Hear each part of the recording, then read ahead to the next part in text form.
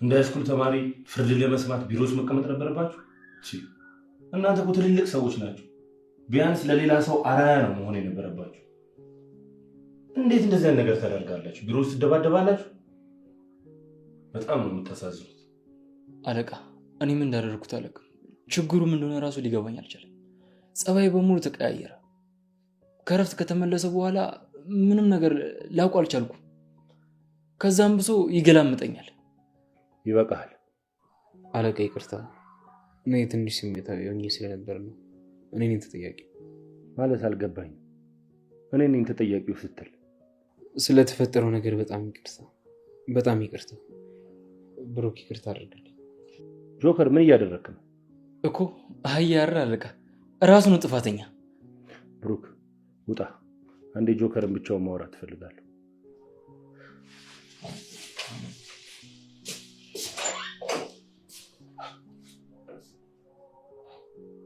ጆከር እኔ በዚህ ሁኔታ ስራ ትሰራለህ ብዬ አላስብም።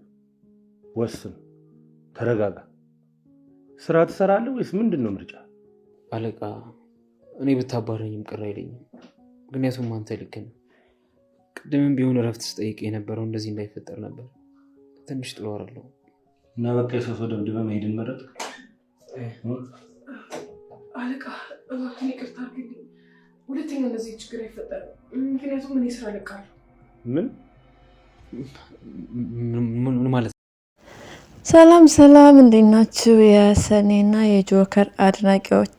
እንግዲህ ጆከር ያዙ ይልቀቁኝ እያለ ሰው ጋር ሁን ብሎ እየተጋጨ ነው። አስቡት እንግዲህ ሰው ጋር ሁን ብሎ እየተጋጨ በቃ ሀገር ይያዝልኝ ብሎ ቅውጥ እያደረገው ነው መስሪያ ቤቱን። ከመስሪያ ቤቱ ውጭም ኧረ ጆከር ሰከን በል ረጋ በል እንጂ ተሸነፍክ። በቃ ጨዋታውን የጀመርከው እኮ አንተ ነህ። ሰኒን የመሰለች ሚስትህን እንግዲህ አለቃትህን ብለህ ጨዋታውን የጀመርክላት አንተ ነህ። ስለዚህ እንደምትሸነፍ ማወቅ ነበረብህ። ከፍቅር ክብር ይበልጣል ብለህ ጢባ ጢቤ መጫወት ፈለግ። አሁን ላይ ደግሞ ያዙ ይልቀቁኝ። ቤትም ሄደህ አንዲት ያለችህን እህትህን እንግዲህ በጣም የጎዳ ንግግር እየተናገርካት ነው። ይሄ በራሷ አጸያፊ ነው። አንተ እንደተሰበርከው እህትህ ልትሰበር ትችላለች። እህትህ ምንም ጥፋት የለባትም። ስለዚህ አስተውለህ አስበህ ብትናገር መልካም ነው። ቆይ ፍቅር ምን ታርግህ? ቤቱን እኮ ራሱ ካላመስኩት ካልቆላውት ካላደበላለኩት አልጋ ልሰብር ነው እንደ ጆከር ግን አረ ተረጋጋ። መረጋጋቱ ነው መልካም። ሰኒ ደግሞ ያው ጥፋት የለብሽም፣ ነገር ግን ሁሉም ሰው አንቺ ላይ ነው እየፈረደ ያለው። እንግዲህ ይቅርታ ጠይቂው ምናምን እያለ ነው አሰራችሁ። አንቺ ሳትሆኚ ይቅርታ መጠየቅ ያለብሽ እሱ ራሱ ነው ይቅርታ ሊጠይቅሽ የሚገባው። ምክንያቱም አንቺ ይቅርታ ጠይቀሽው ይቅርታሽን አልተቀበለም። በሚያሳዝን ሁኔታ ተይኝ የሚል መልስ ነበር። ተይኝ። እህቱንም እንደዛ ነው እያላት ያለውን አሳ ተይኝ፣ በቃ ተይኝ፣ ለሱ ብሎ በሚደረግለት ነገር ተውኝ። ይሄ የሰነፍ ሰው ምልክት ነው። በነገራችን ላይ ይሄ የሰነፍ ሰው ምልክት፣ ጥፋቱን የማያምን ሰው ምልክት ነው እንጂ ነገሮችን ተነጋግሮ መፍታት መልካም ነገር ሆኖ ሳለ እሱ ግን ቅውጥ እያደረገው ነው ያለውና ፍቅር እንድትጎዳ ትፈልጋለህ እንዴ እህትህን? ሰኒ በቃ ስለተናገረች ንግግር እንደዛ ነው አይደለ? የመጀመሪያው ክብሮም ቢኖር ያለችው ንግግር ነው። ዞሮ ንግግር ነው፣ ቃል ነው ያኔ። ስለዚህ እሷ እንደዛ ብላ ስለተናገረች ተሰበርክ፣ ሚስኪን፣ ስታሳዝን። አሁን ደግሞ በምትናገረው ንግግር እህትህን ፍቅር በጣም እየሰባበርካት ነው። እንዴት አይነት ይቅርታ ነው የእህትህን ልብ የሚጠግንልህ? እሷም ሰው ነች፣ መላክ አይደለችም። ልትታገስ ትችላለች። ያ ማለት ግን አትጎዳም ማለት አይደለም። እንዲሁም ትታህ ብትሄድስ? ትታህ ብትጠፋ ብትሰወር ድጋሚ ልፈልጋት ነው? አንተ እኮ ሲጀመር አልፈለካትም። ያው ሞታለች ብለህ በሞቷ አምነህ ነው የተቀመጥከው። ስለዚህ ደግሞ በቃ አሁን ላይ የምታደርገው ነገር ጥሩ ስላልሆነ እንደ ተማረ ሰው ወይም በቃ ማሰብ እንደሚችል ሰው ሆነህ ብትነጋገር ችግር ግን ብትፈታ መልካም ነው። ከኒሆም ሰኒ አንተ ላይ ምንም አላረገችም። ባሳየሃት መንገድ ለመሄድ ሞከረች። እንግዲህ ከብሩክ ጋር በተወሰነ መልኩም ቢሆን ለማናደድ ሞክራለች። ያ ማለት ግን እሷ እንዳንተ አይደለችም። እሷ እንስፍስፍ ደግ የሆነ ልብ አላት እውነት ለመናገር። ስለዚህ ራስህንም አትጉዳ፣ ሰውንም አታጨናንቅ፣ ቢሮህንም ቤትህንም አታምስ፣ ጸባይህን አሳምር። ራኬብ መጣች። ራኬብ አናገረች በስነ ስርዓት እያናገረች እያለ አንተ ግን ብጥስጥስጥስ ነው ማለት የፈለከው። ኧረ ጎበዝ የጆከር ጸባይ እንዴት ነው? ማን ነው በቃ እንደኔ ግራ ያጋባው? አንድ በሉት እስኪ ኮሜንታተሮች፣ ጆከርን አንድ በሉልኝ፣ እኔ ራሴ ሳልሄድበት ማለት ነው። ራኬ እንደውም ከኒሆም ምርጥ ሰውነች። ሄዳ ይቅርታ መጠየቋ ሰኒ ያው እህቷ ስለተጎዳችባት ከዚህ በላይ እንዳትጎዳ እንግዲህ ነገሩን ለመፍታት እየሞከረች ነው። ስለዚህ ደግሞ እጁን ዘርግቶ በሰላም በፍቅር እንደመቀበል ይቅርታ እያለችው ነገሮችን ለማስተካከል እየሞከረች እያለ እሱ ድብልቅልቅ ግልብጥብጥ። እናንተ ስትፈልጉ ነው ወይ? የኔ ጉዳት አይታያችሁም ወይ? ታዲያ እንግዲህ ባል እኮ አድርጋ ቤቷ አስገባችሁ፣ ያዘችሁ፣ እየኖራችሁ ነበር። ግን ደግሞ ለሚስት ሳትነግር በድብብቆሽ ነገሮች መቋጨት ትፈልጋለህ። ይሄ ነው የመጀመሪያ ድክመትህ።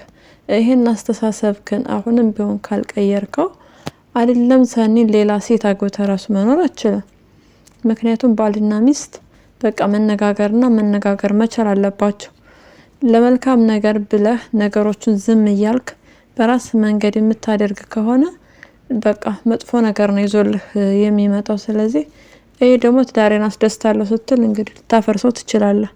አንተ ያደረግከው ያንን ነው። አሁንም ቢሆን ቆም ብለህ ብታስብና ብትረጋጋ መልካም ነው ባይነኝ እኔ በበኩሌ። አስባችሁታል? አንድ የተሳሳተና አንድ ያጠፋ ሰው እኔ በቃ ተሳስቻለሁ በመካከላችሁ በመግባቴ ብላ ነው ራኬብ እንግዲህ እህናሳ እሱ ድንፋታ የኔ መሰበር የኔ መጎዳት አልታያቸውም። አዎ ተጎድተሃል። ነገር ግን ደግሞ በቃ ጀምሮ የነበረህበት ቦታ ጥሩ ቦታ አልነበረም። ያለህ ጓደኛ ጥሩ ጓደኛ አልነበረም። ሰኒ ታውቃታለህ በጣም እኔ አንዳንድ ጊዜ በቃ ለምንድን ነው መልካም ነገር አድርገን የሆነ እጃችን አመዳፋሽ የሚባለው ነገር የለም። እሱ በጣም በትክክል ነው የሚፈጸም አንዳንዶች ሰዎች ላይ በነገራችን ላይ እና ለምን እንግዲህ ሰኒ አጋች ነበርክ ያንን ሁሉ እሷ ሸፍናልሃለች። እንደዛ ስላስመለጥካ ስለረዳሃት በቃ በቃሏ መሰረት አጋች ነው ብላ ወዲያው ብትናገር ኖሮ ትታሰር ነበር። አስበው እንግዲህ ይሄን አላደረገችም። ሰኒ ለቃሏ ታማኝ ነች። የታገተችበት ምክንያት ማሰብ በራሱ እኮ በቃ በጣም መልካም ሴት እንደሆነች ማሰብና መገንዘብ ትችል ነበር። ጆከር የታገተችው በሰው ቤት ካርታ ነው፣ በነኪራ በነ ጽናት ቤት ካርታ ነው። ጽናት ጓደኛዋ ነች። ኦኬ እንግዲህ ራሷን ለሞት አሳልፋ እስከ መስጠት ድረስ ያንን የካርታ ፋይል አልሰጥም ብላ ነው አይደል ስፒድ ያገታት። ስፒድ ማለት ደግሞ የኪራ ወንድም ነው። እንግዲህ ከወንድምና ከጓደኛ የትኛው ነው ሊቀርብ የሚችለው? ጓደኛ ማለት እህት ማለት ነው። በርግጥ ግን ደግሞ የራሳቸው ስጋ የራሳቸው በቀደም የራሱ ወንድም ያላሰበውን እሱን ባዶ እጁ ማስቀረት የፈለገውን ሰው እንግዲህ ከሱ እጅ ነው ከሱ ጋር ታግላ ነው ያን ካርታ አልሰጥም ብላ ሰኒ እስከ መጨረሻ ድረስ እንዴ በላይተር እያቃጠላችኋት ስንት ነገር ነው ያረጋችኋት። አረ በጣም ከባድ ነው። ያንን ሁሉ ስቃይ ያሳለፈ ሴት ናት። ምክንያቱም ከራሷ ይልቅ ለሰው ነው የምታስበው። ራኬብ እኮ ትክክል ነች። እሷ ለራሷ ሳይሆን የምትኖረው ለሰው ነው የምትኖረው ብላለች። እንደውም ሰኒ ያልተነገረላት ድንቅ ሴት ነች። ለሰው ብላ ያን ያህል ዋጋ የከፈለችን ሴት እኔ ሰበረች በጣጠሰች ማለት ጆከር ትክክልና አግባብ አይደለም። እንደ ማንኛውም ሰው ትዳሯን በቃ ለመታደግ ሴት ጋር ስታይህ ነው ይሄን ነገር በቃ ስቶፕ ነው ያለች። ይሄን ነገር አቁም፣ በዚህ ነገር አትቀጥል ነው ያለች። ከኒሆም በጣም መልካም ሰው ነች። እውነት መልካም ባረገች ፋንታ ለምንድን ነው እሷን እንደ ክፉ የምታዩት? እሱ ተጎድቷል። አለቃው ማነው? አሰሪያችሁም ቢሆን ነው ሰኒ ይቅርታ መጠየቅ የለባትም። ይቅርታ መጠየቅ ያለበት ጆከር ነው። ሰኒ እኮ ይቅርታ ጠይቃ ይቅርታውን ያልተቀበለ ሰው ነው አይደል እንዴ? ስለዚህ ጆከር ወይ የተበጣጠስክ ትኖራለህ፣ እንደሱ እየጨስክ ሰው ጋር እየተጋጨህ፣ ወይ ራስ ጋር ሳትስማማ እህትህ ጋር ሳትስማማ በቃ ሰፈሩን ቤቱን ሀገሩ ራስክን እያመስክ ትቀጥላለህ፣ ወይ ጥፋትክን አምነህ አንተ ራስህ ዝቅ ብለህ ይቅርታ ትጠይቃለህ።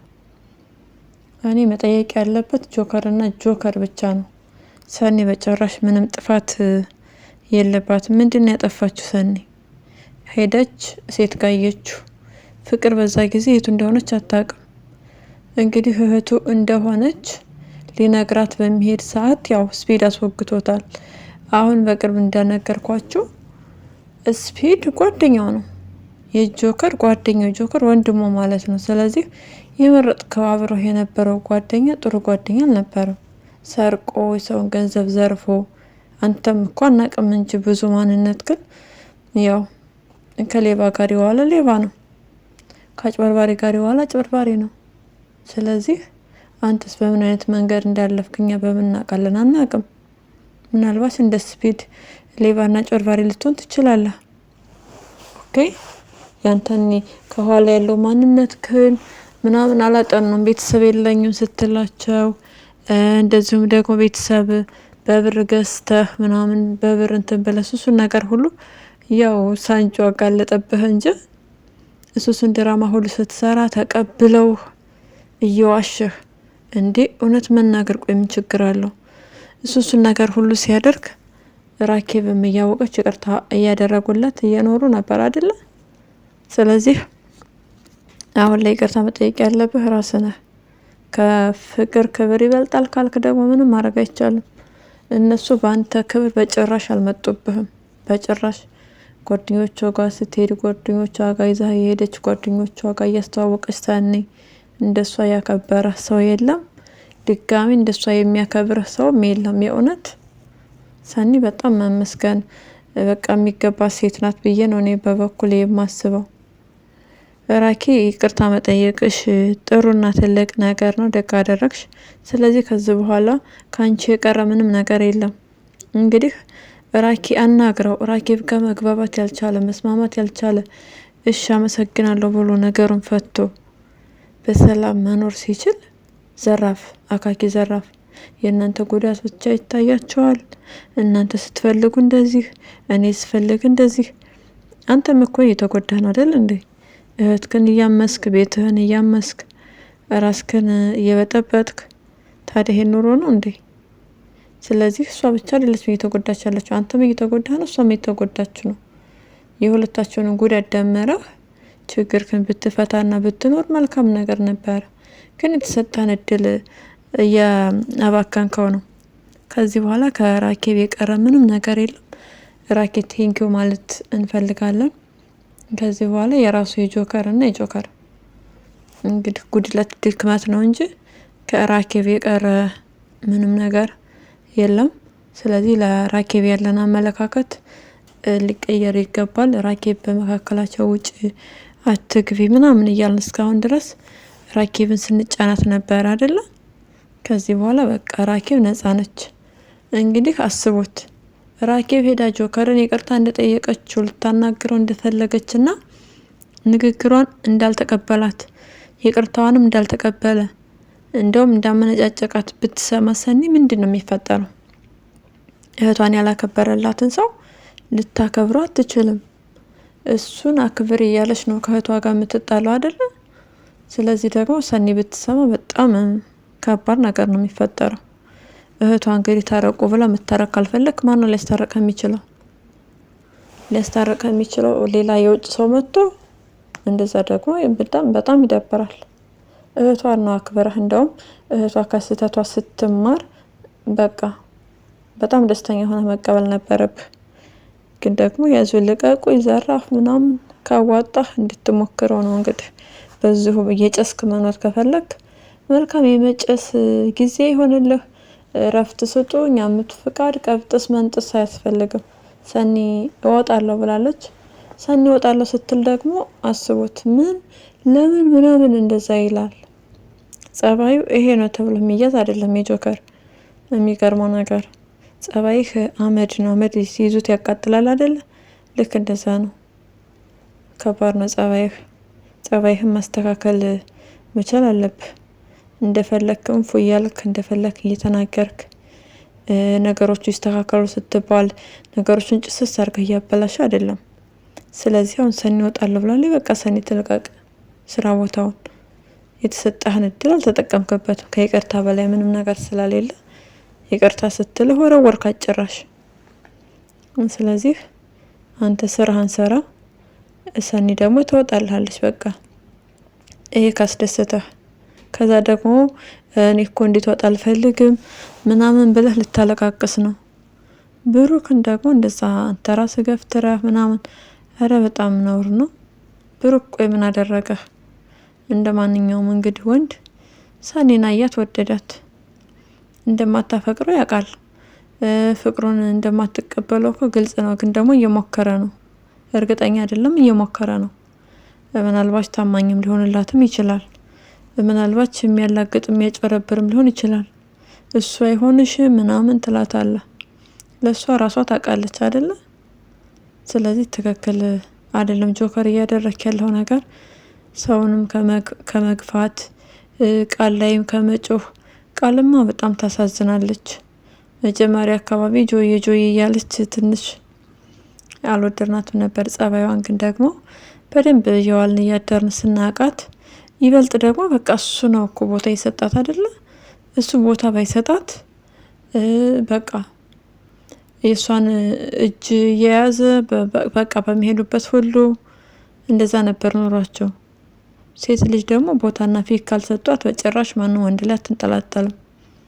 ስለዚህ ጆከር ከጥፋትህ እንድትመለስ ነው እኛ የምንፈልገው። ወደ ራስ ተመለስ። ሰኒም ብርቱ ሆነሽ በቃ ከዚህ በኋላ ይቅርታ መቀበል ካልቻለ የራስሽን ኑሮ እንድትኖሪ ነው የምንመኝልሽ እንጂ በጭራሽ እንድትጎጂ አንፈልግም። ራኪዬ እንግዲህ ያለውን ነገር መታ ላሰራቸው እየነገረች ነበረ። ራኪዬ ታይት ስትለብሽ ያው ትንሽ ክንፍ የሌላ ዶሮ እየመሰልሽ ነው። ቀሚስ ብትለብሽ መልካም ነው ከታይት ይልቅስ። እንደዛ ብዬ አስባለሁ። ያው የኔ አስተያየት ነው ይሄ። ቀሚስ ልበሽ ለወደፊትሽ። ሳንቾን እንግዲህ አግኝተው መንገድ ላይ ትንሽ ተጋይተዋል። ጥሩ ነገር አልተፈጠረም። ሊያትዬ እያለ ይጠራታል። ያችኛዋን ደግሞ ፀሐዬ እያለ ይጠራታል። ኧረ ተው ሳንቾ ተው፣ ግን ተው እንደው በቃ እስከ መቼ ነው የምትቀልደው? ቀልድ አያልቅብህም? እስኪ ወደ ቁም ነገር ግባ። በቃ ጓደኛህ እንኳ ራሱ ይኸው ነፍስ አውቆ ነው የሚባለው። እስካሁን ነፍስ አታውቁም ነበር፣ አሁን ነፍስ አውቃቸዋል። ስለዚህ እሱ የልጅ አባት ሊሆን ነው። ፍቅረኛው ትወደዋለች ሊያ፣ በጣም ደስ ይላል። እሱም እንዳልኳችሁ ነፍስ አውቆ እንግዲህ ልጁን በተስፋ እየተጠባበቀ ነው በደስታ። መልካም ነገር ሁሉ እንዲገጥማችሁ እንመኛለን። ግን ደግሞ እዛዝ ማለት ግን መተው አለብህ ሳንቾ። የፍቅር ጓደኛን ያገባታል አያገባትም? ወይስ ቢያገባት ማለቴ እናንተ እስኪ ይጣመሩ የምትሉ ካላችሁ ኮሜንት ላይ ይጣመሩ እያላችሁ በኮሜንት አጥለቅልቁትና እንግዲህ በተጽዕኖም ቢሆን እኛ እናጋባቸዋለን። ያው ብዙ ጊዜ ሳይፈልጉም ቢሆን ነው በተጽዕኖ እያጋባን ያለ ነው እና መጋባት አለባቸው። እኔ በቃ ስለተቀየረ ያው ከዱርዬነቱ ስለወጣ ቢያገባ ከዚህ በኋላ ችግር የለውም፣ ሴትን ልጅ አይበድልም ባይ ነኝ። ለዛሬ ያዝንላችሁ ቪዲዮ ይህንን ይመስላል። በሌላ ቪዲዮ እስክንገናኝ ድረስ ደግሞ መልካም ጊዜ እንዲሆንላችሁ እመኛለሁ። ለዚህ ቻናል አዲስ ከሆናችሁ ሰብስክራይብ እና ላይክ በማድረግ ቤተሰብ ሁኑ። ሀሳብና አስተያየታችሁን ኮሜንት ላይ ጻፉልኝ። ስለምትከታተሉ ደግሞ አመሰግናለሁ።